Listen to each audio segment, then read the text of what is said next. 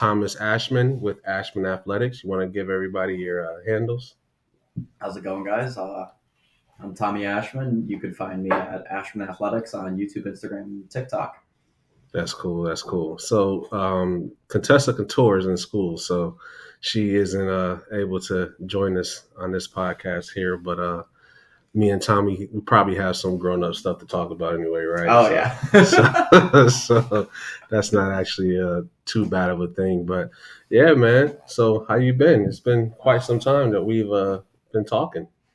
Yeah, it's been a trip, man. Now that I think about it, like I've known you for has it been almost 3 years? Yeah. December 2020. Just about. Yeah. So I mean, it's been a roller coaster since I met you. That's cool. Because when we met, I was still living in my car. I just started living in my car and traveling the country. Yeah. And then I did that for 8 months. And then I went back home. I had an internship. Where did you intern at? I interned at Illinois Bone and Joint Institute. I was training hockey players and doing stuff like that. And then I had another job working in a bar. And then I got back into college, did one semester and realized I learned more road trip in the country and listening to audiobooks and trying to start a business than I ever would in college. So I dropped out, started working again as a stretch therapist, and then just hustling on the side with personal training and figuring out what I would do for a business. And then, in January, all the Dragon Slayer stuff started taking off, and that's pretty much been my life ever since. Yeah, man, it's crazy. Isn't it interesting how, like, you try to get yourself in a position where you're going to school, you're trying to take the right road in order to create a certain sense of success. And then the more and more you experience life, the more and more you realize life is going to be the greatest teacher of all times. Oh, absolutely. And I think the societal structure of success and its definition of it is so different than what actual success in life is. Both, I mean, financially, very literally, spiritually, physically.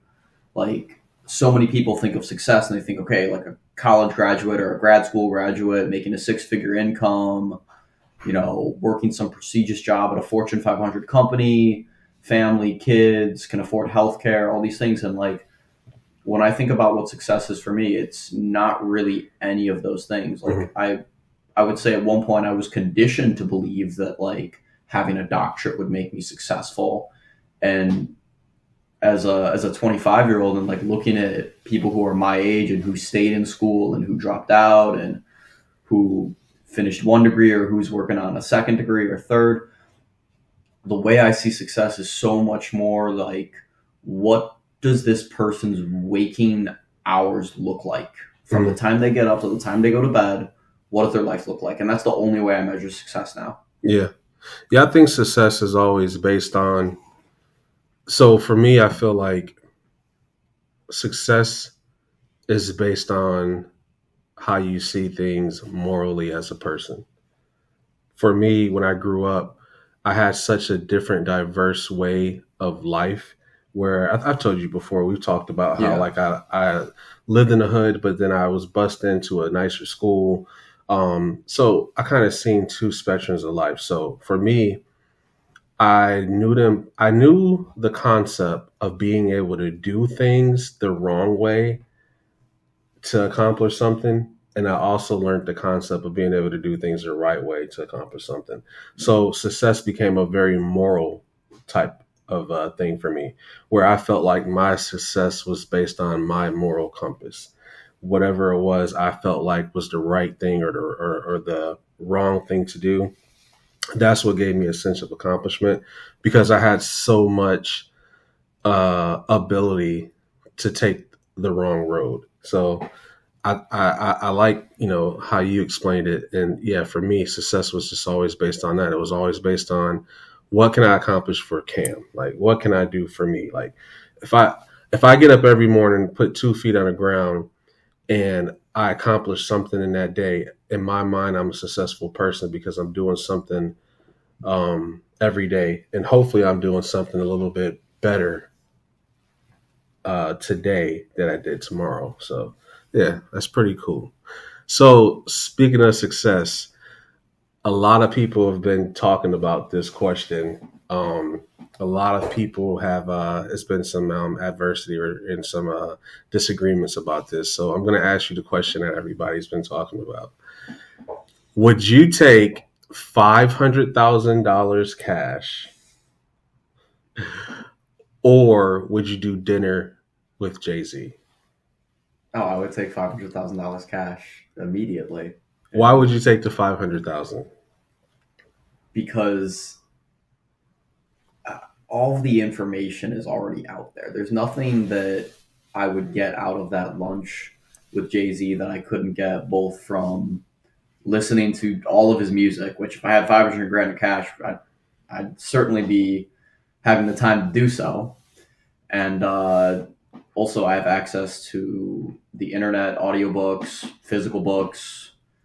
I could hire a coach. I could, with 500 grand cash, I could pay for an investor to invest it for me. I have the entrepreneurial skills I need to take that money and turn it into millions. So yeah, the cash immediately. Yeah. So I'm weird where I see things from two different perspectives. Now, for myself personally, I definitely would take the fucking money, like Yeah.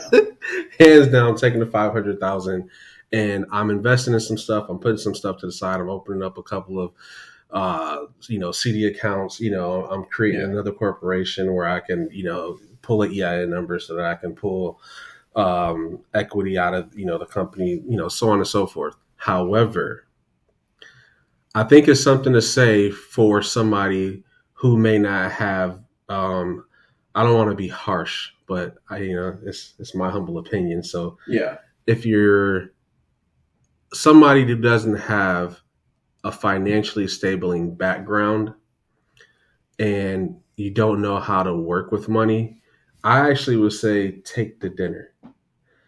And here's why. Here's why.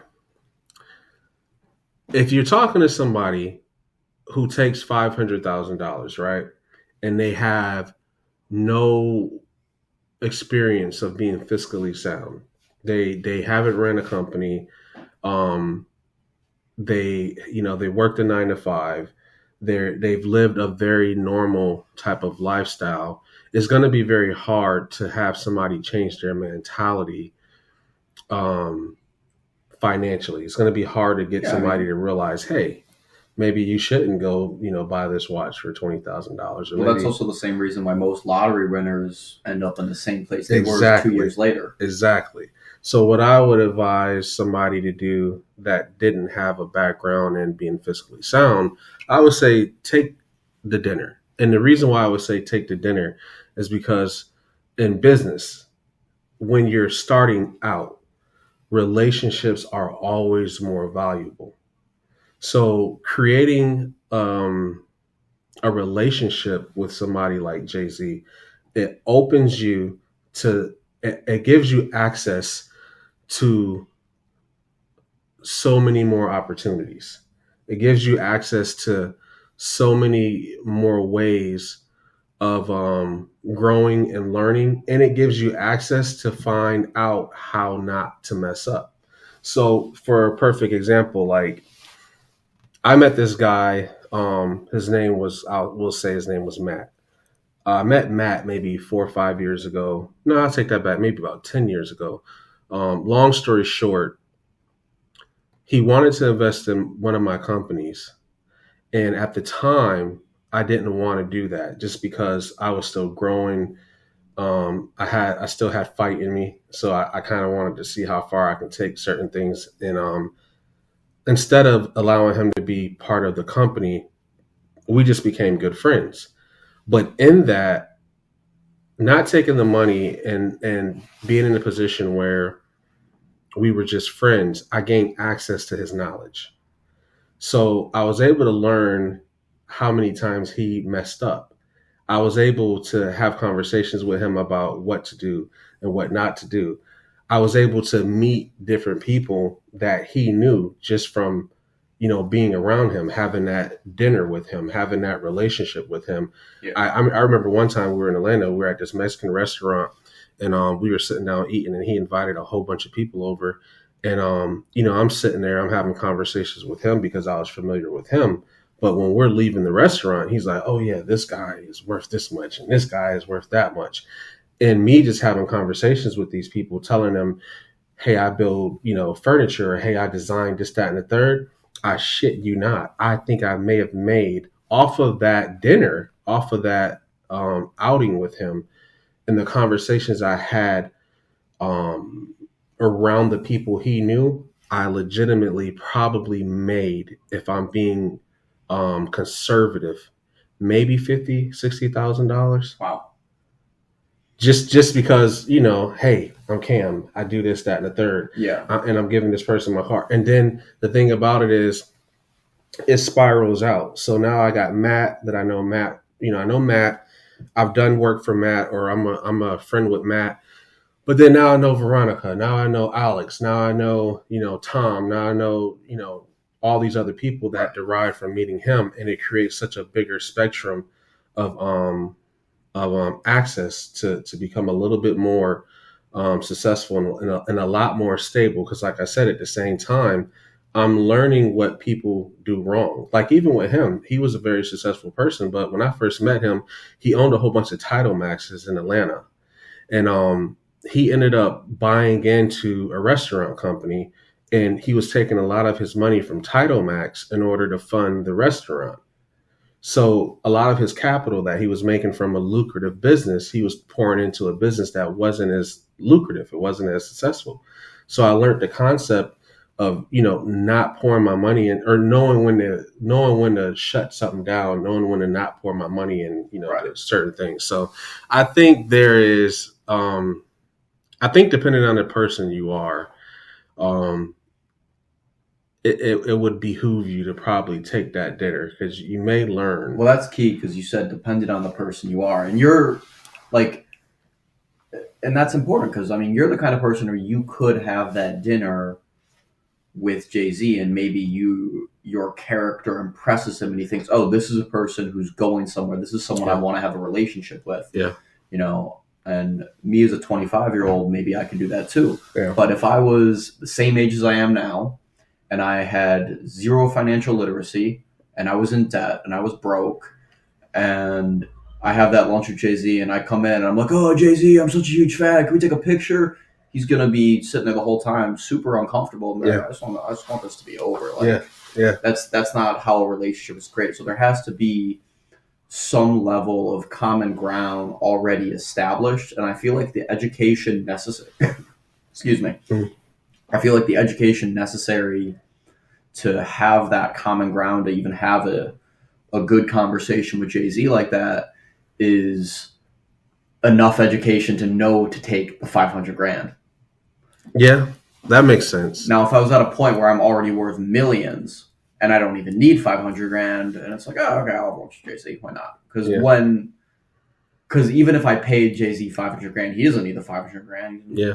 So it's like, maybe it is worth more at that point. But, yeah. How quick do you think you could flip the 500,000? That's a good question. And it's also flip into what? How quick could I double it? How quick could I 10x it? So let's say this: if you got the 500,000, today is the 27th of October, 2023 at 1:34 p.m. Right? Yeah. And you got 500,000 today. Bit like how you said, based on your knowledge and the person you are, where do you think that 500? What could you turn that $500,000 into? October 27th of 2024. 1 year.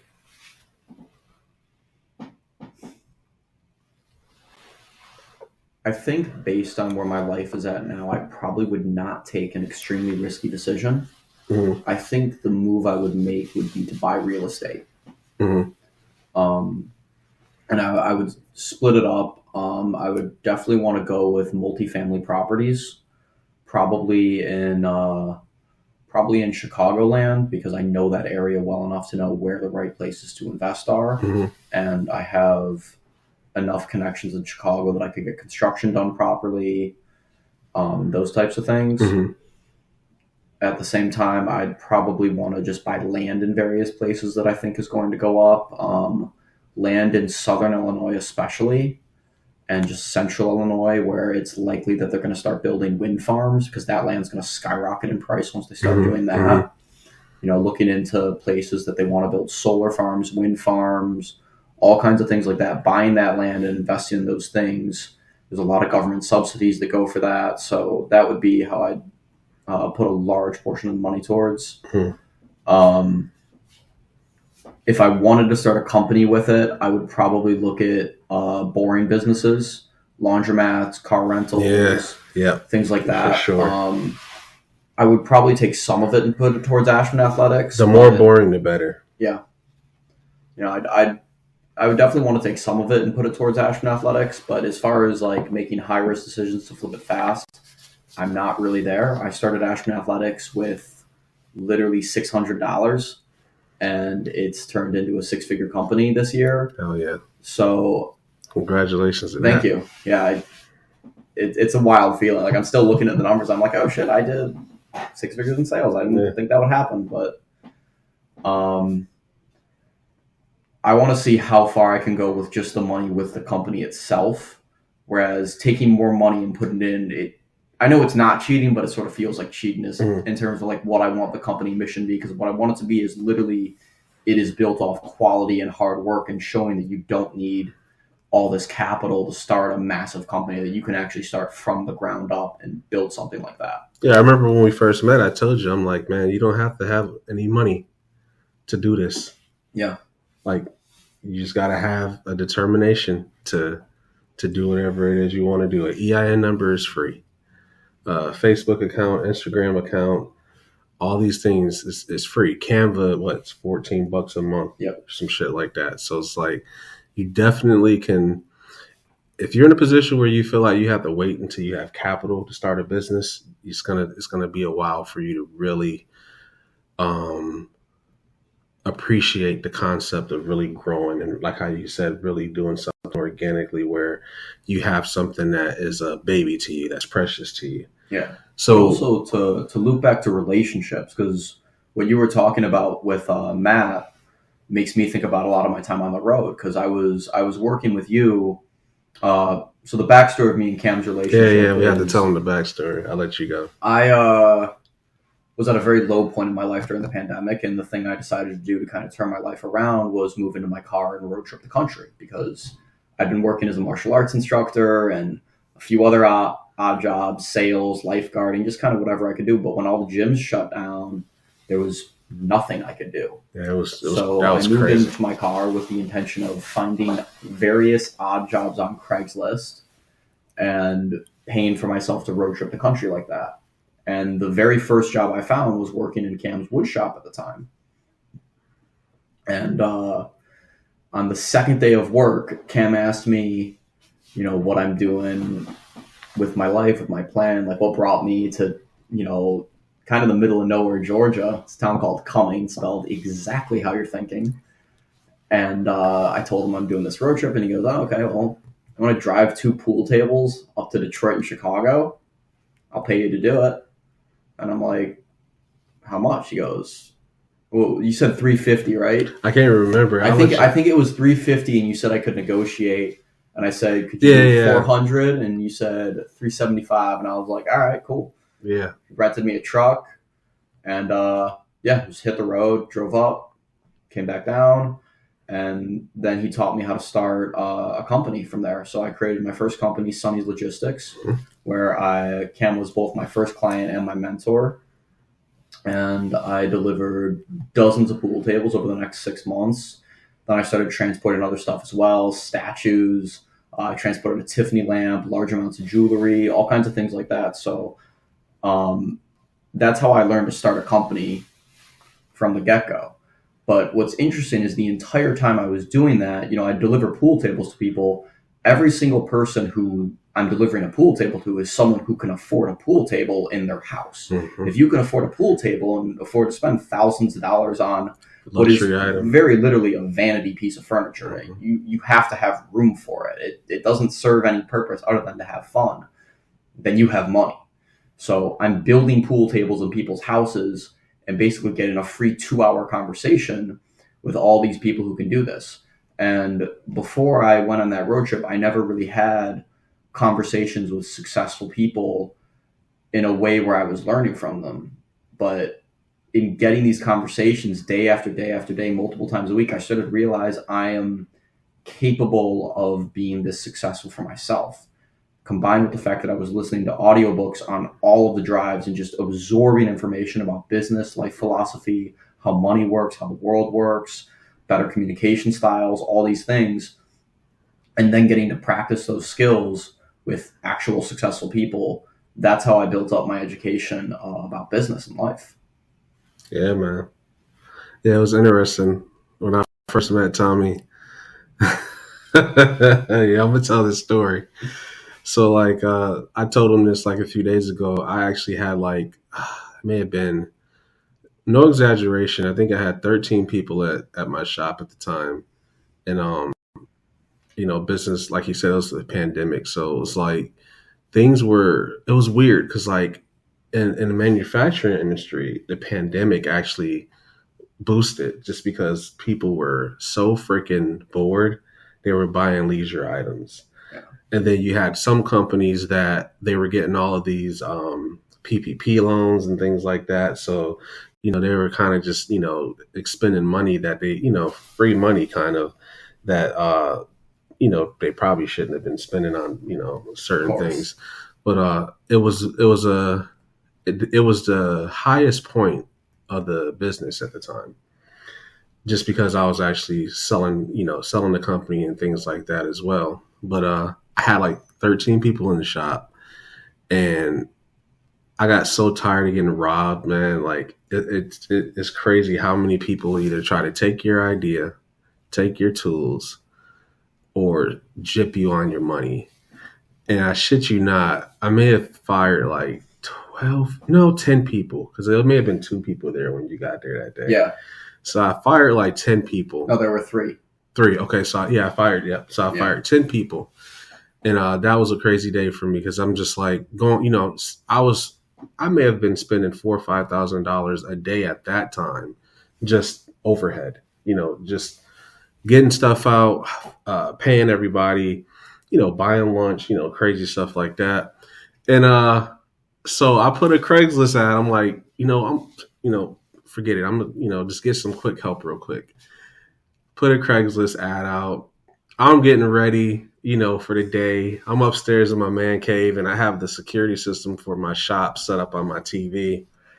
And I'm sitting there brushing my teeth and shit. I walk out my bathroom and I look at my screen where the security system is set up.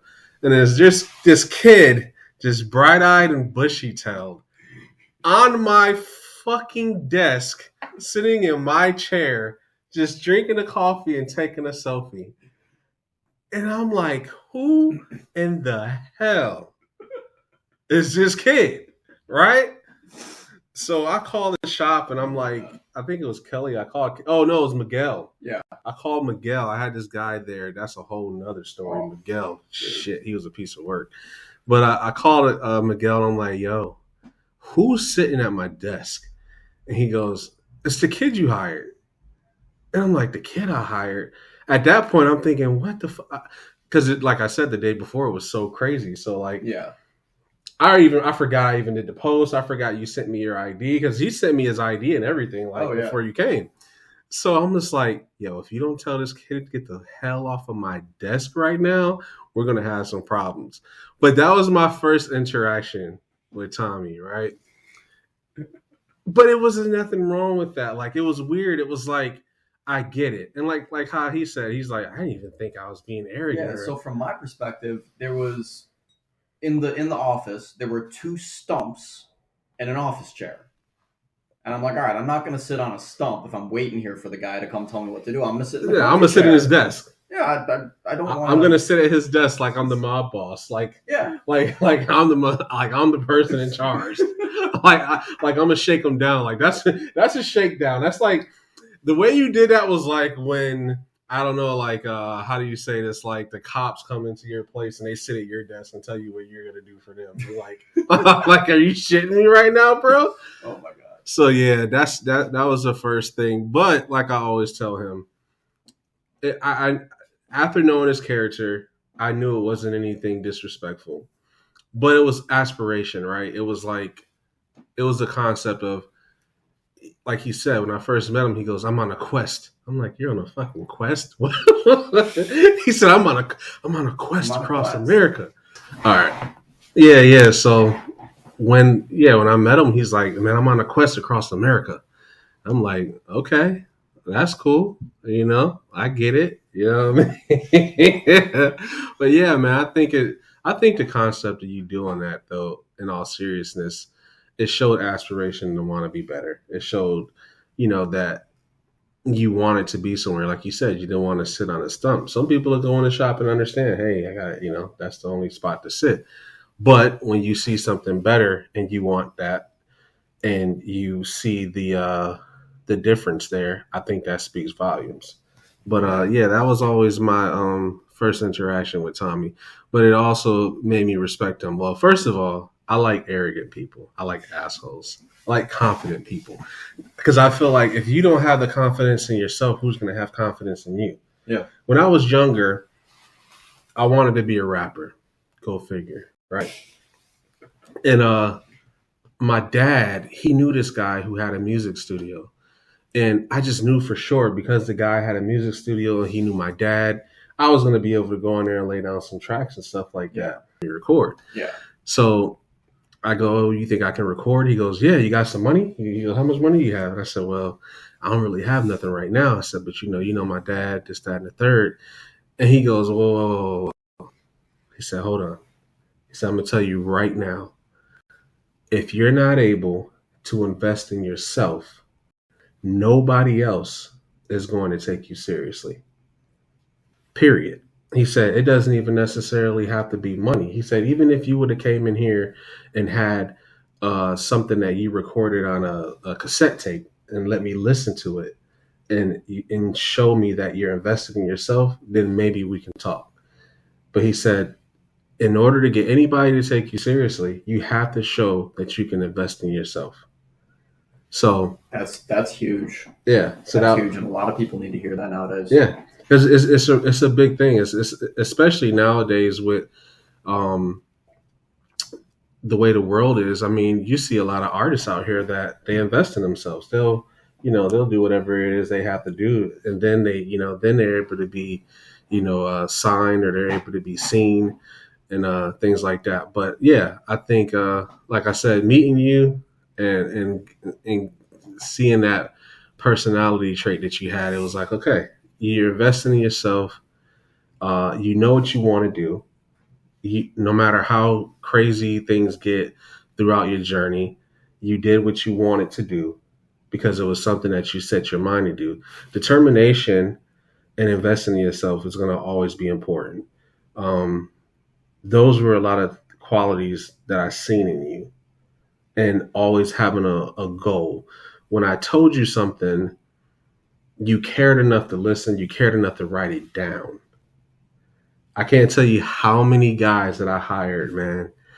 Countless of dudes, men, older men, younger men, and I'll sit there and I'll try to give them game. I'll try to explain something to them, and it'll go one ear and out the other because at the end of the day, they were just looking for a paycheck. Yep. But when you came, you were looking for knowledge. So, in my mind, you had the dinner. You know what I mean? Yeah. You had the dinner instead of.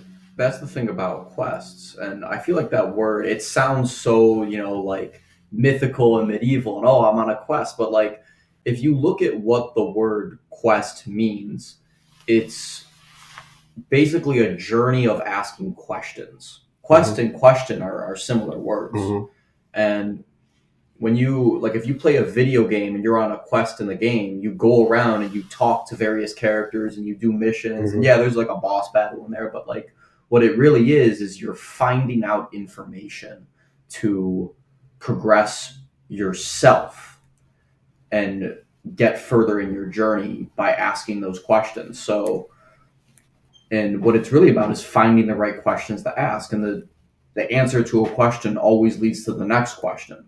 So, I mean, for the time I was working for you, I was basically we'd be in the wood shop working. I'd just be interviewing you about stuff and All the learning about time. stuff, All the but time. the entire time, and I'm writing stuff down, Hmm. and then it's making me rethink and ask more questions, and then I can take those questions and research them, and that's the whole point though. And I Yeah. still look at life like that, where it's always about finding questions to answer, which always leads to more questions. I always tell my girls to challenge everything respectfully and to always ask questions. Yeah. Proper planning prevents piss poor performance, and always deal from the position of power. Yep. Period. Yeah, and the position of power is huge too, because that's that's something that I pretty much had no concept about Mhm. before I met you. Before I met you, and I told you my life plan was to just keep teaching martial arts. Maybe open my own school one day, and I didn't really think about power structures as like this whole psychological and literal thing. It was just like, okay, there's a top-down power structure. My Sifu taught me kung fu. I'll teach my students kung fu. That's how power and authority works. Mhm. I didn't even think about it beyond that. And when I learned how leverage and power actually work, and how you can use those things to get further in life in a way that's ethical and moral, and Mhm. not just like malicious, it totally changed my perspective of what I was capable of in the world and the good I was capable of doing. And also that there's different measures of power beyond just, force and money. Mhm. Like being able to build a pool table is a power. Mhm. And you can exchange the use of that power for the money needed to provide for yourself with people who want pool tables.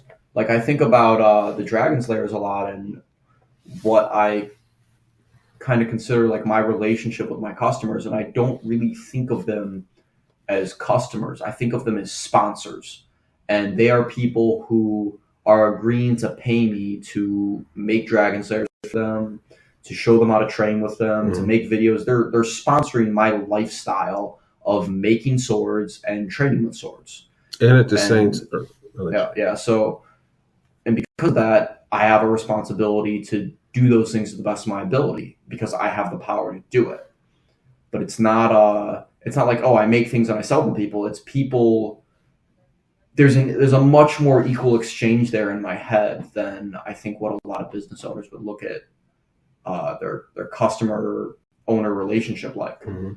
And they're buying you. They're investing in you. They're investing into your lifestyle. They're investing into um, the knowledge that you can give them behind the item that you're making for them as well. Yeah. It's that lifestyle that you create when you're posting, when you're motivating people, to do things that they don't think that they can do, even if it's down to just, the most simple thing, you getting on social media, or and getting on the internet and explaining to people that, they can use this tool and allow themselves to have better health. You know what I'm saying? Yeah. When they see how healthy you are, when they see your knowledge behind, what you're doing, all that stuff is motivational. So a lot of people, I know, speaking for myself, I appreciate the concept that you have knowledge behind what you're doing, right? Right. For me, it's like the sword is cool. It's something that obviously nobody is doing. It's a great item, but at the same time, when I'm seeing you posting and you're saying, "Hey guys, we got this coming out. This is going to help you build your endurance here," or "This is going to help you do X, Y, and Z." I'm the type of consumer where I'm going, he is living what he's selling me. And so many businesses, they're just trying to make money. They're just, it doesn't matter what they sell. If they can move volume, they'll move volume. But like you Yeah. said, with what you're doing, you care about what you're doing, and I know you won't lose sight of the fact that, it's meaningful to you, but the concept is people see your passion behind it. And Yeah. that's always going to be key. Like that's always going to be the biggest thing. You actually care about the product. You care about the quality. You care about what it can do for you, and you use the item yourself. Yeah, exactly. And putting that stamp, that last name on there, Yeah. is everything. That's quality control at its finest, because it's like, you know where to find me. Exactly. I remember when I first started a lot of my businesses, I used to, work out of my house. Yeah. And people that were kind of apprehensive, they'll go, "Oh, well, how do I know, everything's going to look good, or, what happens if, I don't like it?" And I'm like, "You're at my house. You know where to find me." You know what I mean? So putting that stamp on there, it's like they know where to find you. Yeah. So being able to do that shows how much confidence you have in what you're doing, and that definitely, it speaks volumes. Yeah, that's like kind of the level of assurance I want to give people, and also it's about holding myself accountable. I feel very accountable for making sure that every I'm a Dragon's witness. Lair goes out as He, good. he'll have a If heart they're attack, not- man. He will lose his shit. Like when there's airs on them and stuff, I'm like, no, this has to get fixed immediately. Yeah. I had a massive logistical hiccup a few weeks ago that took pretty much like 3 weeks of my time getting sorted out, where Mhm. 25 swords got picked up and none of them got scanned into Completely the gone. shipping system. Freaking ghost.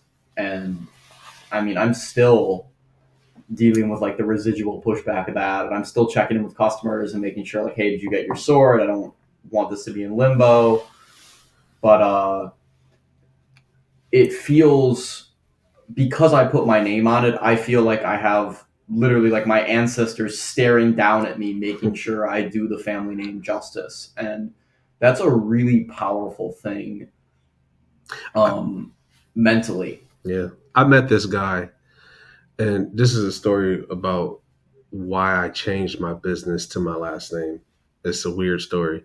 I was working outside of this apartment complex. Like, I had an apartment. It was like 1 bedroom, and I was building stuff in the front patio. Yeah. And this guy lived across the street from me, or across the walkway. And every time he met somebody, he would tell them that he used to be on drugs.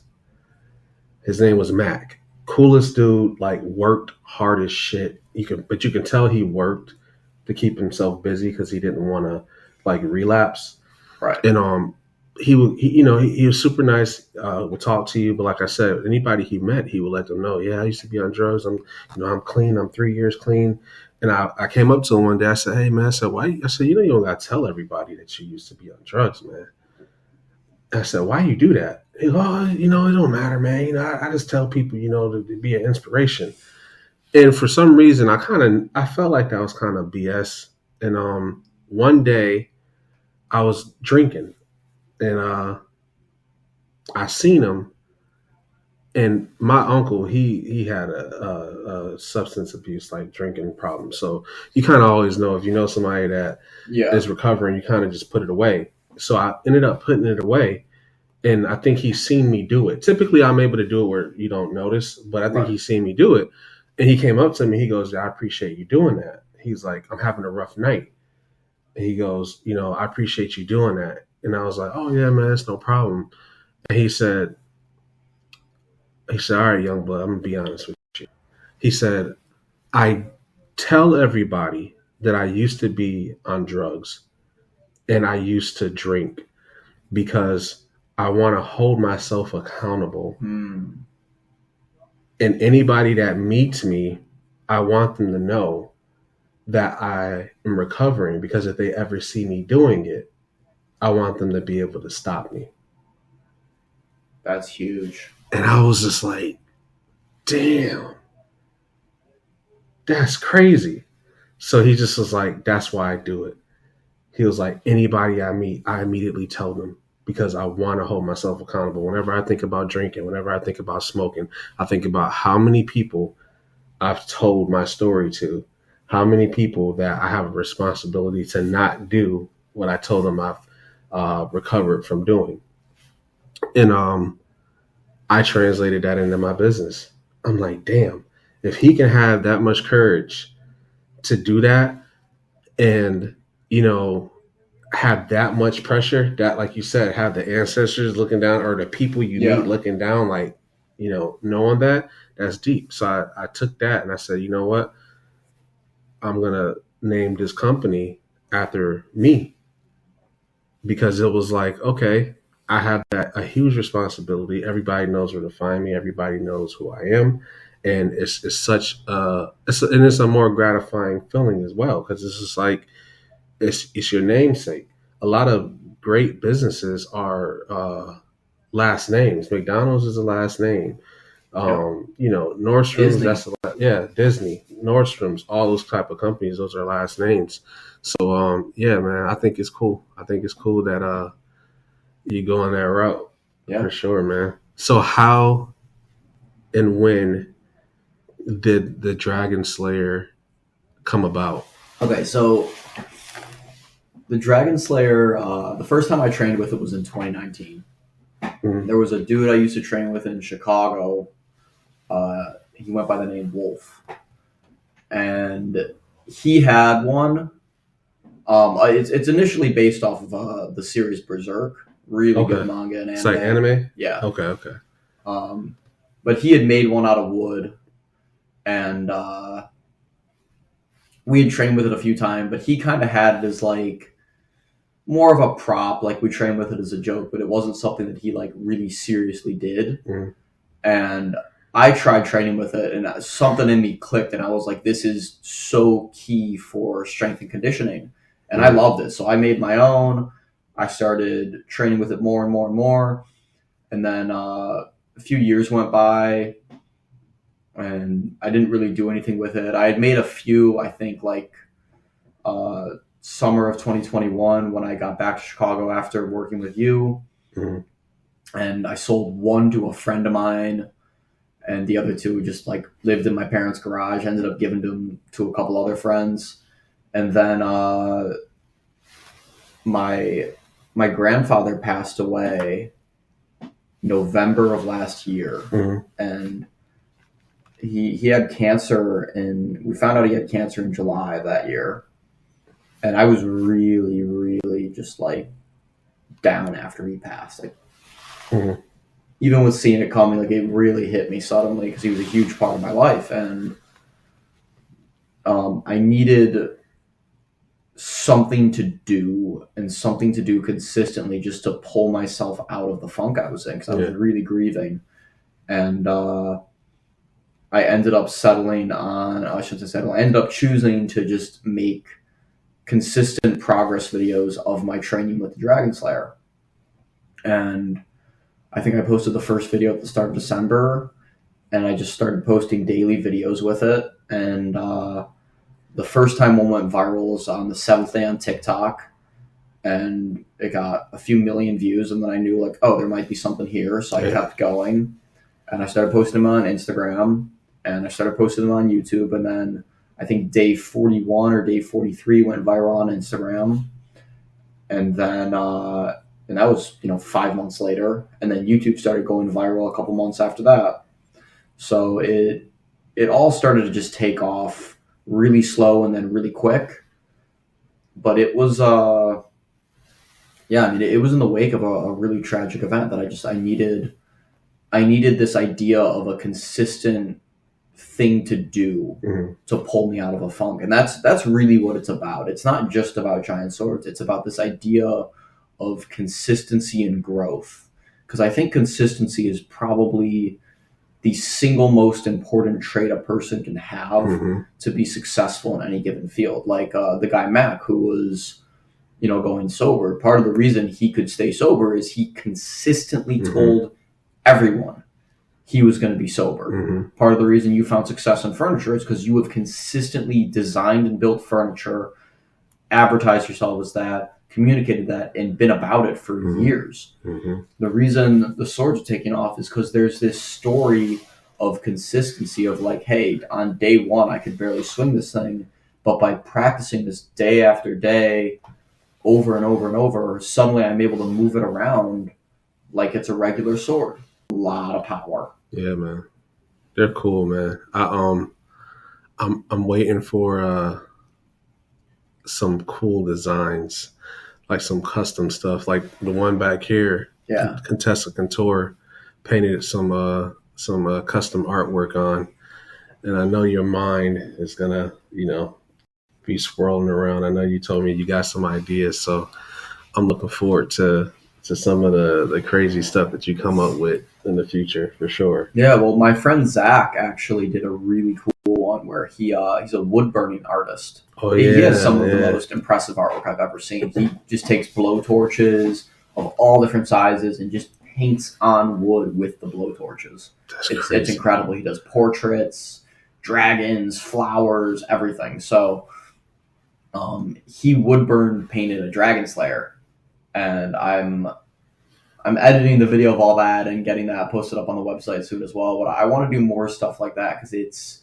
there is an art form to making these and to what it can be, and there's something about it that's just like the symbol of just this giant sword. Hmm. It looks like strength. It looks dramatic. Yeah. It looks cool, and I think there's something about good design. It's the conquering, but to me, like if you can conquer that big beast, that 6 foot long, 12-inch wide, 20-pound thing, it's just like it's dominating. If you can dominate that, you feel stronger just by knowing how to use that Joker. I tell you that. Yeah, Sure. exactly. Yeah, so it's being able to understand leverage, and there were a lot of comments I saw where like, something about physics and how like I either don't understand it and how it's impossible, and I'm like, the whole point is that I'm doing something that's difficult, Mhm. and that like I'm using the fact that physics make this difficult to my advantage. So it's not Mhm. like I'm just lifting 20 pounds and trying to increase the weight. I'm taking something where the physics of the situation make it as difficult as it is, and then from there I can losing my train of thought. Very good, man. By overcoming the physics of the situation, that's how I'm building strength rather than just making something heavier. Yeah. So what's next for Ashman Athletics? I mean, the most important thing right now for the business is catching up on sales. Yeah, for sure. And just keeping up with the demand. I mean, I did not expect it to take off as big as it was going to be. That's I a good was thing, not man. prepared for the level of demand and the level of orders I would get. So That's what happens when you put out quality, though, Yeah. and when people are, they're investing in you too. yeah, so that's the biggest thing for me right now. Like the very next thing, I'm flying to Chicago to make another probably 110, 115 Dragon Slayers. Jesus Christ. After that, I'll be back in LA making more videos. Hopefully being able to come out with more custom swords, more like really realistic replicas of other like swords from anime and manga and video games and things like that. Hmm. And then dropping a few other products as well. I posted a video about the Dragonfly clubs recently, which are my own take on Persian or Indian clubs, which is a huge inspiration for the Dragon Slayer training. It's another form of leverage-based strength training where you have these massive clubs that are swung around and all the weight is on one side. And by using these pendulum-like swinging movements, you can build a lot of strength and stability throughout the full range of motion of the shoulder. That's cool. Yeah. I'm just thinking about like your development and your growth in the past few years. Like I remember this kid was trying to buy horseshoe. What the fuck? Oh, okay. We can't give that game away. Oh shit! So That's it's still a too- thing. Okay. Yeah, okay. that'll be down the line. This kid used to have so many ideas, so many interesting things that he was gonna do. I remember he bought a trailer. He bought a trailer and he was like, "Yo, I'm gonna build this trailer," and I was gonna help him do it. I mean, we were super busy at the time. But Yeah. I'm just thinking about so many things that Tommy kind of rattled around, and it's just like it's crazy because it's like you have to have different things that you do, even if you don't completely accomplish it or however the situation works out, the tenacity behind trying to figure life out, trying to figure out success, and continuing to stay very consistent at that is everything, man. Here was a very successful investor who had a background in oil and all kinds of things like that. And Mhm. I pitched one of my ideas to him for a very large company. And he gave me probably some of the best advice I've ever been given. And it was, I have a pretty decent amount of experience working in a lot of different fields, working in fitness, working in logistics, working in carpentry and construction, but I don't have my resume as an employee is different than my resume as an entrepreneur. And he told me that rather than trying to build a multi-million dollar business, I should try to build, a six-figure business in a field that I know a lot about. Mm. So that shifted my focus from like, okay, I just want to do all these grand things to like, okay, I've spent 9 years studying fitness. I can create something in this field that I know about and show that I can build that first. And if I can build that into a multi-million dollar company, then from there I can branch out into stuff. Let's just see what I can do with something that I'm an expert in, rather than jumping into a whole new field and just being like, yeah, I can figure this out. Yeah. And that really helped me shift my focus to be more realistic, I would say. What's the best decision you feel like you've ever made in your life?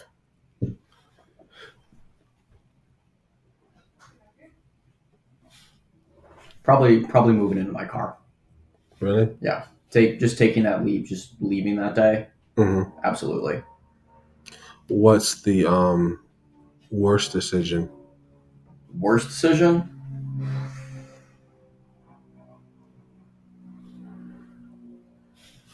I don't know. There's a lot. There's a lot of mistakes. That's a long list to choose from. What's the worst business mistake do you think you've ever made? Ooh, business mistake? Yeah, worst mistake business wise. And it doesn't even have to be with finances. Like, just a move I've made that I've been like, oh yeah, that was dumb. Yeah.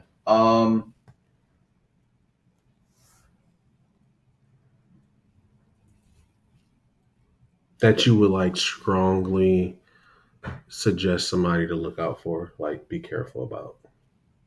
Honestly, staying up all night. There were a lot of drives I did where I almost died. Mm-hmm. And I mean, you obviously know. A few people who know me know I got in a really bad car accident in his truck,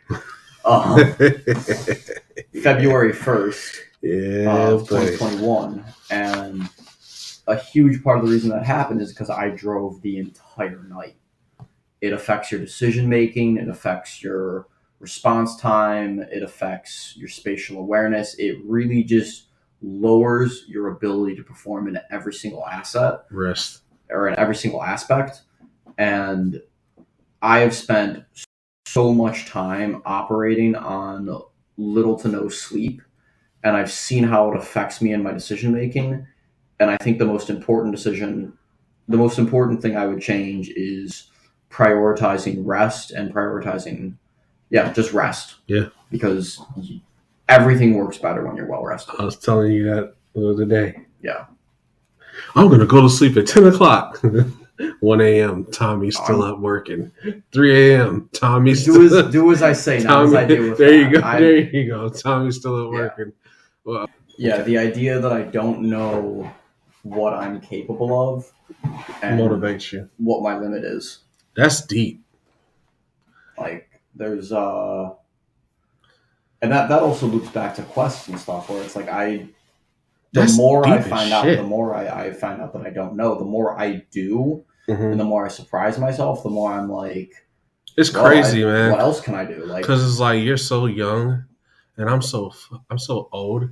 Like that was the best freaking answer ever. Like, what motivates me is like eggs and bacon in the morning at this point in my life. Yo, so I was talking to Tommy yesterday, right? And I'm like, yo, I know things are different, right? He's like, man, he used to be a G. Cause like, no, you get to a point to where you gotta understand. Like, I grew up when I was 15. You know, like Yeah. I started working at 11. I left the house when I was 14. I've been with Miss T since I was 15. You know what I mean? So it's like, last time Tommy seen me, I'm running, a big business, got, 3 shops and all sorts of stuff going on, and I'm walking in, I'm hiring people, I'm firing people, and then he comes and visits me, and I'm just like walking around the house in wife beaters and shit, letting all the women in the house run the show. And I made a comment to him yesterday. I said, "Man, women run this household." He goes, "Yeah." Yeah, I mean, it's I funny. realized that. He goes, "It's crazy to see you in the position you're in right now." Because the Cam that I knew, because we didn't see each other for a few years, Yeah, and the Cam that I knew before was still running McCorkle Design, yeah, and you really understood power on like just how to use just the air of it, and you walked with the confidence. You would always say exactly what needed to be done, and there are even like subtle things that I noticed that like I've taken. Like you always said, "Go ahead and do this," and I do that now. Mhm. Like whenever I'm talking to someone and I'm like, Mhm. "All right, they're working for me. I'm doing this." I always say, "Go ahead and do this," where it's just like it gives this air of like I am telling you to do this, Mhm. but in a respectful and Mhm. permissive way, Mhm. and it's now it's like, I mean, I watched your daughter put you in an arm bar not like an hour ago, so it's like there's also a very stark contrast to, or a very different contrast too, because it's like you're seeing me in a different yeah, the setting professional too. versus the family Yeah, setting yeah, is so different, and the yeah, relationship you're going to have with your wife and children yeah. is always going to be different than Exactly. you would have in a professional setting. Exactly. So it's like not only is it that, it's also like, well, dang, Cam's retired now. Like, it's not too much that I have to do. Yeah. It's not much too. There's not too much position of power I have to do as it relates to going from the carport into the house. Like, So yeah, it's just funny because it's like that was a great answer, man. Like what you said, what motivates you is not knowing what you can. Say it again. It's not knowing yet what I'm capable of. Yeah, it's finding out the unknown. Yeah, see what motivates me, like I said, just because I went through life, people. Just because I've had so much stuff going on in my life, it's like what motivates me is, it's not some family stuff. Like I said, smelling breakfast, being able to be around you, being able to see, no, seriously, being able to see you do your thing and realize all those years didn't go to waste, bro. I promise you. Bella is 17 now. Yeah. I've been running a business for the last 19 years. I started my business 2 years before she was born. I have maybe, with no exaggeration, a very conservative number, have hired 60 to 65 men. Out of those 65, 3 have been successful. And I shit you not, you're at least number 2 as it relates. But you're number 2, and the other guy that's number 1 has been at it for the last 10 years. And you're not that far behind him. He just hit 6 figures. Wow. You see what I'm saying? Yeah. So it means a lot. It's like, okay, well, damn, somebody got it. Somebody cared enough. Somebody wrote it down. Somebody understood. Miss T used to always invest in stuff. And she'll go, you need to invest in, stocks. You need to invest. And she was right. I did need to invest in certain things. But I used to always have the saying that I invest in people. What motivates me, aside from me being silly and saying breakfast, is having a positive effect on young people such as yourself. Paying it forward. Yeah, for sure. I mean, that has to be interesting, though, because, I mean, you have 3 daughters. Yeah. They're 17, 16, and 11. Yep. Right? So what's it like knowing that, like, when you were your youngest daughter's age, you already started working, and do you feel like you're kind of getting to, like, see a totally different perspective on life. I definitely have a different perspective. They get so tired of me letting them know that at their age I had my own place. I got my own place at 15. Yeah. Yeah. And then, from 15 to 18, I kind of hustled up. I got my first condo at 18, I think I was. You know the story. Yeah. I've showed you pictures, but yeah, it's definitely different. It's weird because I used to want them to appreciate life the way I would, but I realized that they never would, and that's a good thing because I created a life where they would never have to have the stark. Um, Yeah. they would never have to experience the bad things that I experienced because of the lifestyle me and their mom created for them. Right. So yeah, it's full circle. Sometimes it's a little annoying because you feel like, oh, you should appreciate this, you should appreciate that. But at the same time, it's like, I'm glad that they will never have to appreciate shit the way I have to because they never had to grow up in a bad situation the way I did. Yeah. But it's right now. It is it's a blessing. Sometimes I get a little scary because you can push a kid to do whatever you want them to do, but they're gonna do what they want to do. Hence Exactly. your 2-year quest or your Oh, yeah. So my thing is like I have built something, but it's like now I have to pray that they want it. Like Yeah. me and their mom has to pray that they get it. They realize, hey, dad was the only, African American billiard maker in the Southeast region. Yeah. Like they have to understand that, Tessa, she knows how to build a table from start to finish. She's the only African American woman in the world.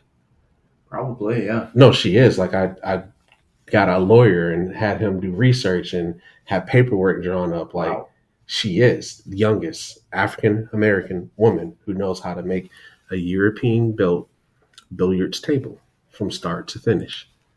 Can you really call it a European built table then? Yeah. Well, yeah. I don't know. I have to look into changing that up. Yeah. But yeah. So it's like trying to get them to understand the importance of that. They've been around it, man. So it's like it's nothing to them. Like when they see stuff, Yeah. Like when you grow up with it, it doesn't register as important to Yeah. you. Like, so my dad's a general contractor. Yeah. And he's an extremely good one. He's Yeah. extremely diligent, extremely hardworking. Like when I think about like where my kind of idea of work ethic comes from, a lot of it comes from my father. It's a huge part of the reason why I put Ashman on everything. Like I'm really proud to be his Hell son. yeah. That's awesome. But I grew up going to his job sites, and I didn't even know that there was a stigma around construction workers Mhm. that was negative until I was an adult, Mhm. until I met other construction workers and architects and GCs. And I called my dad and I'm like, yo, Dad, why are all these guys, assholes? Like, you're great. And he's Mhm. like, because most of them are. Yeah. That's why I have awards They're from shiesty. Nari Yeah, they're for shiesty, best man. bathroom under $75,000 and best kitchen over $500,000. That's why I have these Mhm. awards, because I work harder than these guys. Yeah, They don't contractors. show up. Yep. They take people's money. They'll They take lie that about check. prices. Yep, and never he finish stuff never up. did that, and Mhm. I always assumed that was a status quo thing. I shouldn't say always. For as a kid, I assumed that the status quo of human nature was honest, diligent, Mhm. hard work, because that's what my parents displayed. Mhm. But I have one of my earliest memories in school was a day. I want to say this is first grade, Mhm.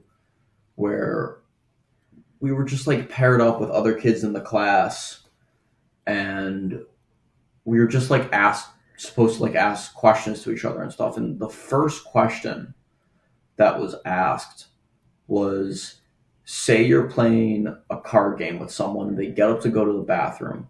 Do you look at their cards and cheat, or just wait for them to come back?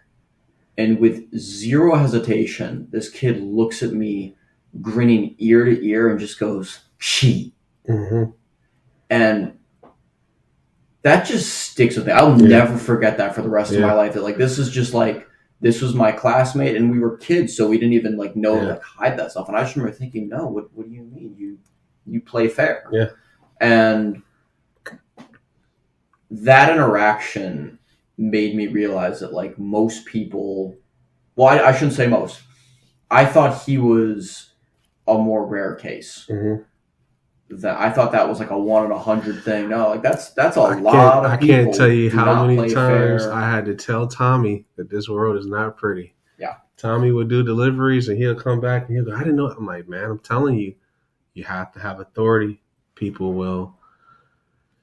When you're a good person, it's harder to be a leader when you're a good person. And it's because you have a good heart. Yeah. And the hardest part about a good person that's a leader is having to continuously remind themselves that everybody is not as I'm trying to use a better word, but everybody doesn't think the way they think. Everybody is not as good as you. Yeah. And that was another reason, why I liked you, because it was like on the whole, you're very even keeled and you're a very honest person and you're a very I'm trying to think of a good word. You were astute when it related to something that would project you in any way other than what you did not want to be projected. Like you knew enough about yourself to make sure that you explained what it is you were about or what it is you went through very well. Thank you. And I liked that because, like you said, it was kind of like, and it probably goes down to that moment you just shared, because it's like some people go through that where they realize, this is going to, change the course of my life. I kind of had a similar situation I talked about in the earlier podcast where this guy, we were arguing back and forth and he said, I know I didn't do it. And not because I remember the situation, but because I know who I am as a person. And I think I've said that to you before. Yeah. I told you before, I said, you're a man when you can remember if you've done something or not because you remembered a particular situation, but you know the content of your character.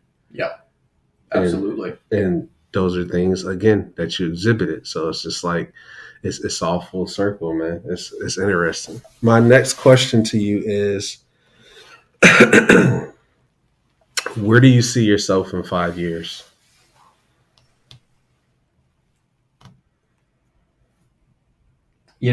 I like that question because it's a good job interview question. Mm-hmm.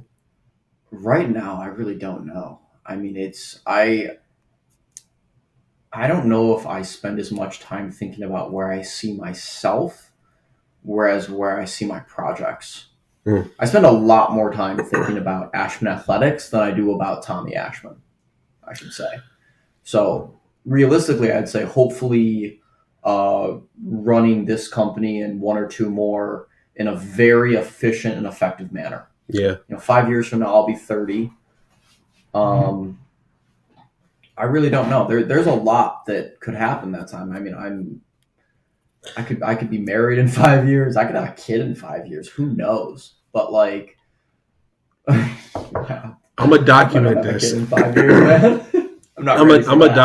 I'm glad we're recording. Where I see Tommy in 5 years, there's one or two ways this is gonna probably go down. Ashman Athletics. Well, it's weird. Either way, in 5 years, Ashman Athletic, it'll be a household name. Period. Either way. Thank you. You're welcome. But where I see him, either he's just turned into what's the guy with the bald head, the brother? Oh, damn, what's his name? Damn, Tate. God. Oh no. He's Andrew. I couldn't go that far. He's Andrew Tate. He's experienced so much stuff from success that he's just in Dubai somewhere, just with like 30 chicks on the top of a penthouse doing push-ups from a golden rod with nunchucks over like a, I don't know, an infinity pool with some quote like going balls deep tonight and has like two weights hanging from his nutsack. or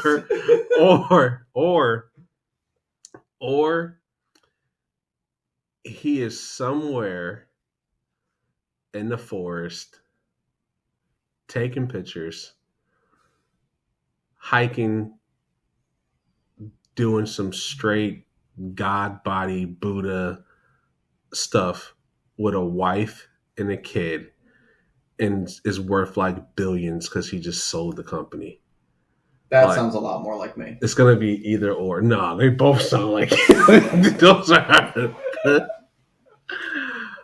either or. It's either or. I promise you. Mark this day. 5 years. It's either or.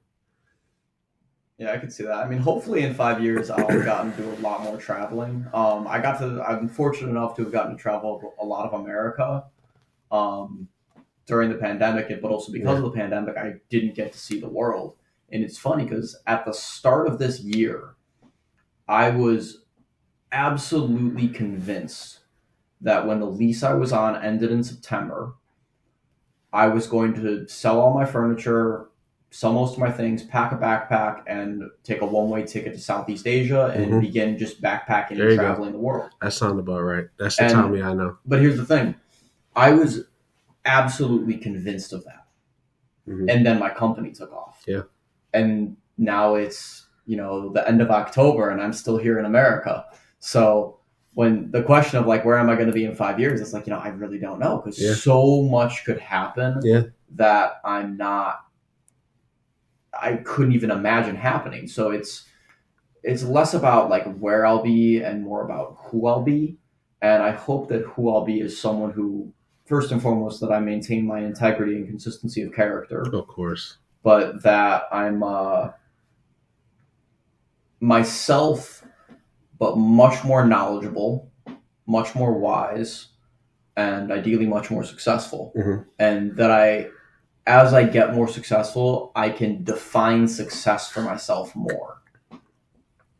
And that's important because defining success is the first step to having it. One of the conversations I've had with one of my good friends in LA, my friend Sean, he's the guy with the Buster sword. If you've probably seen his videos, if you've seen mine, but we've had a few conversations recently about defining success and like, how much money does success mean? And he's kind of like, well, I don't know. I mean, more money's always good. And I'm like, no, you think about it. Like it's a math problem. It's if you want to be able to afford 2 cars, 3 kids, a house based on your location, you can put a price tag on that lifestyle, how much it costs per year for the next 40 years of your life, how much it costs to put your kids through good schools. It's a number. Yeah. And how much money you need to make to have that number. And then also how many hours a week do you want to spend working? So then you can really make a math problem out of it. But also, how do you want to spend your daily waking hours and what do you want to do with that? And I think about success a lot like that. And right now I'm in a place where I really enjoy, my friend Nate called it monk mode the other night, where I'm just putting my head down and working. And it's probably what at least another 6 months of my life is going to look like, just doing this really consistently while I just try and grow this company into something that can stand up on its own. But I was only supposed to do my company for a year. Yeah. It turned into 20. Yeah. My first year, I think I stopped. So the first year, my first year I didn't make nothing. I did, but I didn't. It was like, my rent was like $350, $375 or something like that. So I made enough. Okay, so I'll say $350, $375. Yeah, I was paying $375 for a 1-bedroom apartment. Yeah, Man, you're old as shit. Yeah, man. I've never paid that little for I rent. told you, man. That much for rent. It's like Yeah. that's a storage locker in Yeah, LA. man. Yep. And shit, I'm trying to think. I may have made $20,000 that year. Wow. The second year, I remember I made enough money to buy a house. It was a piece of shit though. Like I had to redo everything, but I was in woodworking, so it wasn't a big deal. So that second year, I told you the story. The guy tried to rob me, all that craziness. Yeah. We moved up to Ackworth. I think I may have made $60,000 that year. I bought the house for $30,000. I spent like a whole year renovating it, getting everything together, and then I said, okay, well, I'm gonna do one more year, and I had a game plan of like building like. At the time, I was doing dining tables and couches, so I'm just like, I'll do one more year. I'll make 150,000. I'll buy some land and I'll rent a house out, and that was going to be my thing. I was going to buy a house and rent it, and then that was going to be enough to live because I had already owned my home, and that turned into, I think that year I may have made 150, and I did it in maybe 4 or 5 months. And I'm just like, well, damn, if I keep going, and then it just kept going and kept going. But I mean, like you said, you never know how it works out, man, because if the money starts coming and it starts getting lucrative, you're going to stay in it as long as you don't get over, you don't overextend yourself. But yeah, it can definitely change from 6 months to a very long time, man. But that's for sure. Yeah, it was crazy because like, I went, so without getting too personal, I used to make a lot of money when I was younger from reading books. and that year, it may have been that first year from doing furniture. That was when I think I may have told you the story about like, I kind of just was like, hey, I can't do this no more. And I went through like 2 years of hell, just like, I call it like karma, like where I felt like I couldn't move. I felt like I was getting paid back for everything I did in life. Like everything came down on me, but I was willing to take it because you reap what you sow. And but I had experienced financial success so early that it was like, once I kind of got through that storm and kind of rebuilt and started over, I was okay with just having the house, having something I can rent out and letting that be that. But yeah, man, I think it's all success and all that stuff is all perspective. Like you said, it's all based on, what you want to accomplish and how you see yourself getting there. But yeah, man, it's an interesting thing to go through life, like I said again, and see you kind of at, like you said, I'm old as shit. So it's like I'm seeing you at that stage where I was at. Nah, you're not actually old as shit. You still got. I'm up there. I feel like it, man. I feel like it. I'm up there. I'm ready to chill, man. Like I said, I'll do a few more things, that may be fun to me. The YouTube stuff, that type of stuff. But I think you're gonna chill for a year, maybe 2 at most, and then you're gonna get bored. And then you're going to get hungry, and then you're going to do some big shit again. We'll see. I mean, Colonel Sanders didn't start KFC till he was 62. Damn, yeah. Yeah. Yeah, we'll see. Have you heard of Vital Farms? Mm-mm. It's a $450 million egg company. I think the guy was 58 when he started it. Dang. It's huge in California.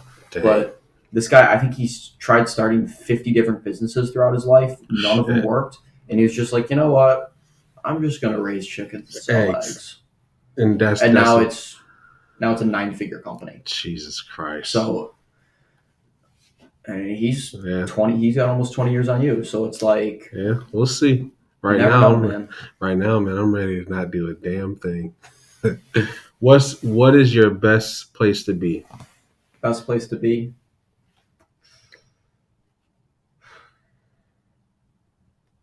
There's a spot in the forest preserve by the house I grew up in, where this tree fell into I guess it's kind of in between a lake and a pond. Hmm. It's called the Skokie Lagoon. There's a spot where a tree fell into it. And Sounds I like can some. go out on this log and be like 30 feet out in this lake and just sit out there. It's probably Yeah, my favorite spot. that's cool. Your what's your favorite shoe? Favorite shoe? All times, like All time. if you had to wear it every day, suit to work out in, go out on a date, got to get married in it type situation. Man, You know, I'm a sneakerhead, so I gotta ask that yeah. question. I mean, something versatile like that. I probably just like a good like black or white sneaker, flat Yeah, sole. yeah, particular brand. No, I don't. I do not know enough about shoes Yeah, to okay. make an educated comment on that. But that's the thing. Like for everything to get married in, I'm gonna wear some dress shoes. To work out in, I'd like something. Air Uh, Jordan Retro 4 all the way. I can see, get married in those. I will put a suit on in those. I will go for a walk. I will go jogging. I will meet the president in some Air Jordan Retro 4s, particularly the black and red OG joints. the thing is, Jordans hurt my feet. Really? Yep. All of them, or just the ones you wore? Like, there's different. They have different designs for All the them. ones that I've wore hurt my feet. Have you? But I like I really like wearing Converse. That would Yeah, probably be my answer. Is a yeah. nice Tesla pair likes of Chuck Converse. Taylors. Yeah, But those hurt my feet too. Really? And I'm really starting to prioritize shoes with a wider toe box Hmm. because as I've learned more about like how our feet actually evolve, and I've experienced like some plantar fasciitis in my life, Hmm. which is like pain in the arch of the foot and heel.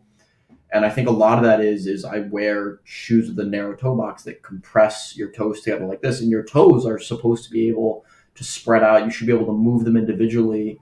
And I haven't prioritized my foot health Hmm. as much as I have other things that I've noticed that in starting to train my toes and wearing more open-toed shoes, going barefoot more, my feet have started to feel a lot better. That's cool. So we're about to wrap up, but I usually ask this question to anybody I interview. What would you tell your 15 or 16-year-old self right now? And what would you tell the 15-year-old kid that's watching this, that's, looking at this guy who's, 25 years old, creating a company out of nothing, six figures, doing it the right way, honest, like you said, morally correct. And they're looking at you and they're going, I want to be that one day. Like, what do you tell that kid? There's a lot of things. First, I would say the end of your childhood is the start of your life. When I was, 15, 16, 17, I had this kind of feeling that like it was almost over. And I had such a negative connotation with the idea of growing up that like it was just going to be work and responsibility and all these negative things because that's a lot of what I had been told by school and by my parents. And I couldn't be more wrong. I love being an adult so much more than being a kid. Um, that the more everything lies on the other side of discomfort. Take risks, go do things as soon as possible and as much as possible because time really does fly. And 15-year-old me was struggling with mental health a lot. I'd probably tell him that it gets better and to not be so attached to the circumstances that I'm in because they are going to change. And even if it feels like it's taking forever, there's going to be a day when they aren't that way anymore. Um, and probably make the most of it, to make the most of every situation I'm in in whatever that means, and use my creativity to come up with that rather than wasting any time sulking about it. Just figure out what I can do and what I could do in those situations. Because there's a lot of things where I look back and I'm like, man, I wish I spent more time reading. I wish I spent more time training. I wish I tried this hobby when I had the opportunity to. So I would say more things like that. The more, and to any 15-year-old, if you have an opportunity to learn something, anything, if there's an adult in your life that's doing something and they invite you to do it, whether it's working on a car, working on a house, doing carpentry, just learn it. Say yes to any opportunity to learn something you don't know, because I guarantee you that experience will pay itself back infinitely in years to come. And there's so many times where, like, I think about things I learned when I was learning Kung Fu, or when I was learning carpentry, or when I was running a logistics company, that now apply to me now, or even working in hospitality, working as a lifeguard, all these things that just like, oh, I learned this 6 years ago, but now I'm thinking about it and it applies to a situation I'm in directly. So really just experience your life fully. Try to spend time with people of all ages and see how different life can get for people.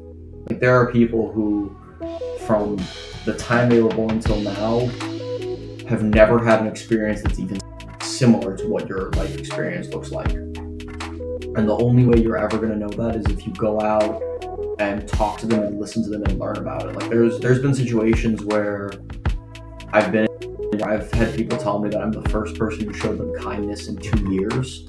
I've had a lot of people tell me I'm the first Jewish person they've ever met. I had a situation when I was like 16 or 17 where I was on the train in Chicago and I met these black kids, and they said I was the first white person they had met. And that up until they met me, they just like thought white people were racist and they didn't like them, and they met me and they're like, oh, he's pretty cool. Yeah. So, and that kid texted me like 3 years later and told me that, and I was just like, I have no idea.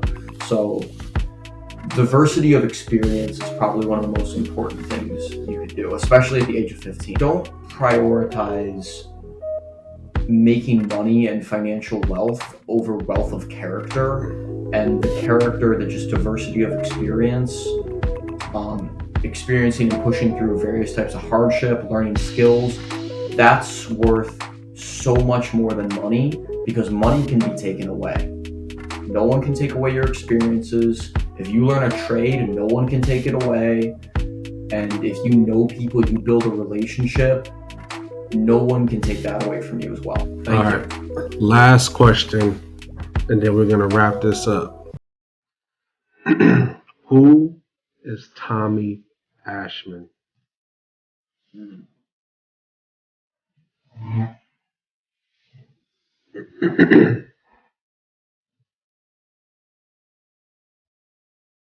Tommy Ashman is a man on a mission. And what that mission is doesn't always need to be the same thing. But what's important is that I'm a man who is doing something intentfully and fully. In whatever field I find myself in, whatever situation I find myself in, I am someone who does it with the entirety of my being.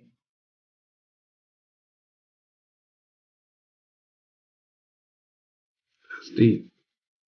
This has been my humble opinion.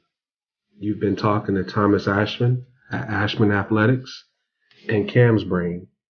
I'd like to thank you guys for tuning in, and we'll see you next time, Sunday at 8 p.m. Peace.